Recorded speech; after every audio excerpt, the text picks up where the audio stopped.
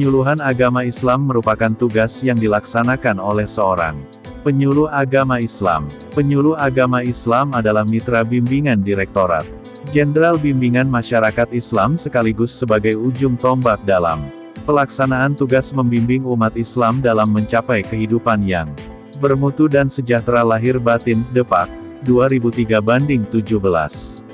Kegiatan penyuluhan agama Islam di Indonesia pada mulanya dilaksanakan oleh para pemuka agama yaitu ulama, mubaligh, dai atau kiai yang menyampaikan langsung kepada masyarakat. Kegiatan yang dilakukan adalah pengajian, tabligh, dakwah di rumah-rumah, langgar, masjid maupun tempat-tempat lainnya.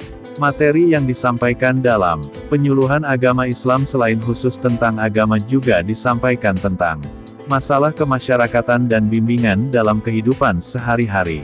Penyuluh agama adalah pembimbing umat beragama dalam rangka pembinaan etika, mental, moral dan ketakwaan kepada Tuhan Yang Maha Esa, serta menjabarkan segala aspek pembangunan melalui pintu dan bahasa agama. Penyuluh agama Islam juga merupakan juru penerang penyampai pesan bagi masyarakat mengenai prinsip-prinsip dan etika nilai keberagaman yang baik. Di samping itu, penyuluh agama Islam merupakan ujung tombak dari Kementerian Agama dalam pelaksanaan tugas membimbing umat Islam dalam mencapai kehidupan yang bermutu dan sejahtera lahir batin. Tujuan akhir yang ingin dicapai dari penyuluhan agama, pada hakikatnya ialah terwujudnya kehidupan masyarakat yang memiliki pemahaman mengenai agamanya secara memadai yang ditunjukkan melalui pengamalannya yang penuh komitmen dan konsisten, disertai wawasan multikultural, untuk mewujudkan tatanan kehidupan yang harmonis, dan saling menghargai satu sama lain. Penyuluhan agama adalah usaha penyampaian ajaran Islam kepada umat manusia oleh seseorang, atau kelompok orang secara sadar dan terencana, dengan berbagai metode yang baik dan sesuai dengan sasaran penyuluhan, sehingga berubahlah keadaan umat itu kepada yang lebih baik, untuk memperoleh kebahagiaan di dunia dan di akhirat. Melihat dari peranan penyuluh agama Islam, sebagaimana diuraikan tersebut di atas, maka jelas bahwa tugas pokok penyuluh agama Islam adalah melakukan dan mengembangkan kegiatan bimbingan atau penyuluhan agama dan pembangunan melalui bahasa agama. Sedang fungsi dari penyuluh agama adalah 1. Fungsi informatif dan edukatif. Penyuluh agama Islam memposisikan dirinya sebagai dai yang berkewajiban mendakwahkan Islam, menyampaikan penerangan agama, dan mendidik masyarakat sebaik-baiknya sesuai dengan tuntunan Al-Quran dan Sunnah Nabi. 2. Fungsi konsultatif. Penyuluh agama Islam menyediakan dirinya untuk turut memikirkan dan memecahkan persoalan-persoalan yang dihadapi masyarakat, baik persoalan-persoalan pribadi, keluarga atau persoalan masyarakat secara umum. Penyuluh agama harus bersedia membuka mata dan telinga terhadap persoalan yang dihadapi oleh umat. Penyuluh agama menjadi tempat bertanya dan tempat mengadu bagi masyarakat untuk memecahkan dan menyelesaikan masalah dengan nasihatnya. Maka dalam hal ini penyuluh agama berperan sebagai psikolog, teman curhat dan teman untuk berbagi. Tetapi dari fungsi sebagai konsultatif tersebut, belum sepenuhnya penyuluh agama menjadi tempat konsultatif masyarakat dalam memecahkan permasalahannya baik yang berhubungan dengan agama maupun dengan kehidupan sosialnya. Penyuluh agama Islam baru berperan sebagai penyuluh yang berada di Kementerian Agama. 3. Fungsi advokatif.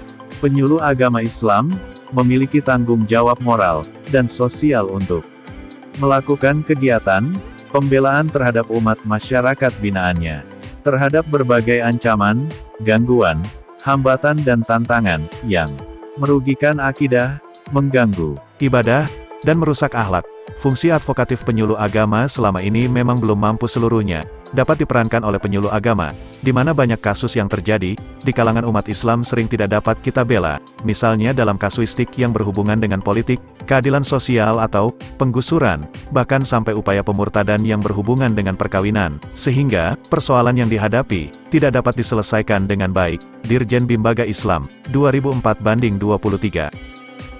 Karena sasaran penyuluhan agama Islam adalah kelompok-kelompok masyarakat Islam yang terdiri dari berbagai latar belakang sosio-kultural, maka pemetaan kelompok sasaran penyuluh agama Islam penting dilakukan, untuk memudahkan dalam memilih metode pendekatan dan menentukan materi bimbingan atau penyuluhan yang relevan dan benar-benar dibutuhkan oleh masyarakat. Pada masa pembangunan dewasa ini peranan penyuluhan agama sangat penting, karena mengingat beberapa hal penting berikut. 1. Pembangunan memerlukan partisipasi seluruh anggota masyarakat dan umat beragama perlu dimotivasi untuk berperan aktif menyukseskan pembangunan. 2. Umat beragama merupakan salah satu modal dasar pembangunan. 3. Agama merupakan motivator pembangunan. 4. Media penyuluhan merupakan sarana dan modal penting dalam melaksanakan peningkatan partisipasi masyarakat dalam pembangunan. Kurung buka. Bimbaga, 2004. Melihat beberapa hal penting tersebut, maka penyuluhan agama tidaklah semata-mata bertujuan meningkatkan keimanan dan ketakwaan masyarakat terhadap Tuhannya, melainkan juga pengamalan ajaran agamanya dalam berbakti pada nusa dan bangsa.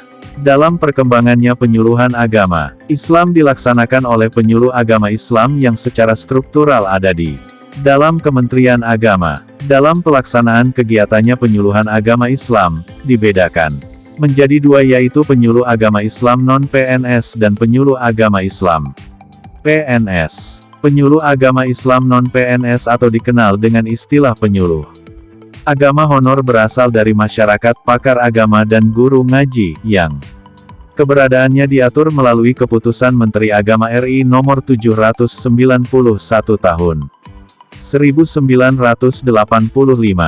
Penyuluh agama Islam sebagai PNS di lingkungan Departemen Agama, sebagai jabatan fungsional sebagaimana diatur dalam Keputusan Presiden No. 87 Tahun 1991, Keputusan Menko Wasbangpan No. 54 MKWASPAN, 1999, dan Keputusan Bersama Menteri Agama dan Kepala BKN Nomor 574 dan 178. Tugas pokok penyuluh agama Islam adalah melakukan dan mengembangkan kegiatan bimbingan atau penyuluhan agama dan pembangunan melalui pesan agama. Dalam pelaksanaan tugasnya, terdapat 3 tugas yang operasional dilaksanakan oleh penyuluh agama Islam, yaitu A. Bimbingan pengamalan agama, B. Menyampaikan gagasan pembangunan, dan C. Meningkatkan kerukunan hidup beragama. Dengan adanya penyuluh agama Islam baik PNS maupun non-PNS dalam masyarakat, maka diharapkan terwujud masyarakat yang paham akan ajaran agama dan mampu mengamalkan dalam kehidupan sehari-hari, mampu berpartisipasi dalam pembangunan dan terbina kerukunan hidup antar umat beragama.